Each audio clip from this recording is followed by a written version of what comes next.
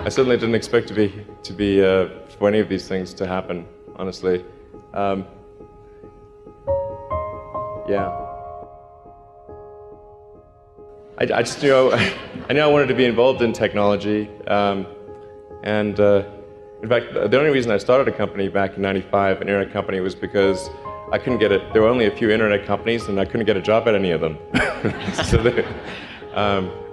I tried to get a job at Netscape, and sent my resume in and tried hanging out in the lobby, but I was too shy to talk to anyone. And then I was like, okay, well, I guess I'll have to start a company because I can't get a job anywhere. My advice, if somebody wants to start a company, is they should bear in mind that the most likely outcome is that it's not going to work. And they should reconcile themselves to that strong possibility. And they should only do it if they feel that they are really compelled to do it. The way starting a company works is like, usually in the very beginning it's kind of fun, and then it's really hellish for a number of years. You talked about chewing glass. Yeah, there's a friend of mine who's a successful entrepreneur, and started actually his career around the same time as I did, and he has a good phrase. His name's Bill Lee.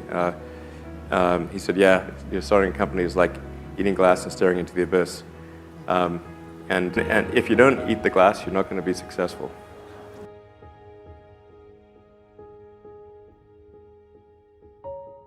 People do not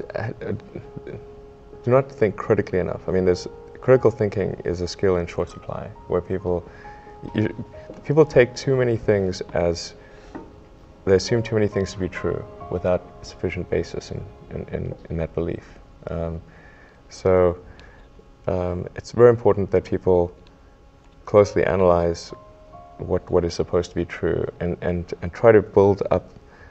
Try to say, let's analyze things from first principles, not by analogy or not by convention.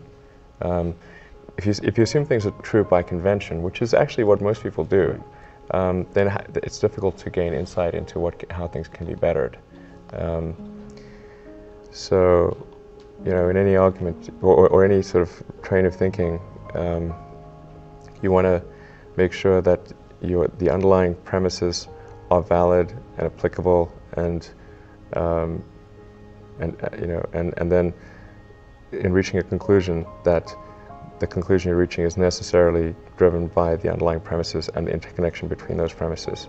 That may seem like a really simple thing to say, but most people don't do that.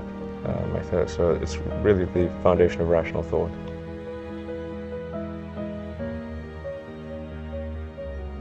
If somebody is doing something that is useful to the rest of society, I think that's a good thing. Like, it doesn't have to change the world. Like, if you're doing something that has high value to people, and frankly, even if it's like just a little game, or some improvement in photo sharing or something, if it has a small amount of good for a large number of people, I think that's fine. Like, stuff doesn't need to be changed the world just to be good.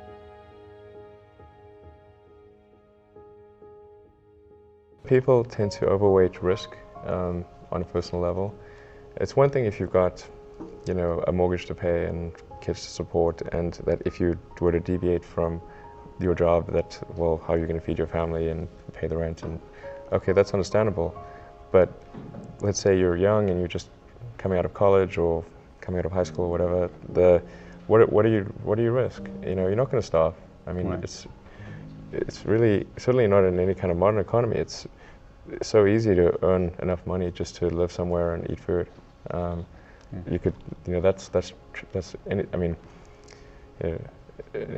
very easy to do. So I don't know what are they afraid of? They're mostly afraid of failure, I think, but people should be less risk averse when there's not much at risk.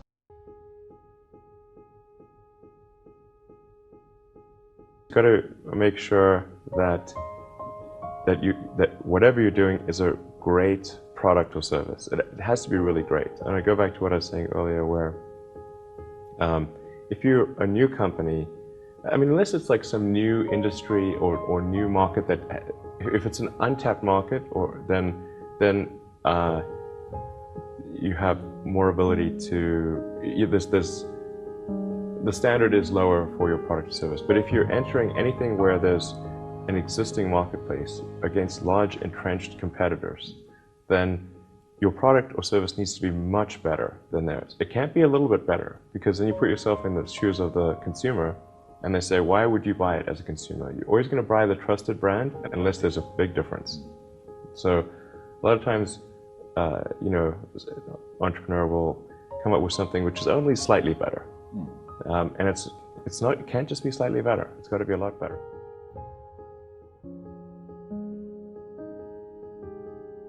If you're creating a company or if you're joining a company, the most important thing is to attract great people. So either join a group that's amazing, that you really respect, or if you're building a company, you've got to gather great people. I mean, all a company is a group of people that have gathered together to create a product or service. And so depending upon how talented and hardworking that group is, and the degree to which they are focused cohesively in a good direction, that will determine the success of the company. So do everything you can to gather great people if you're creating a company.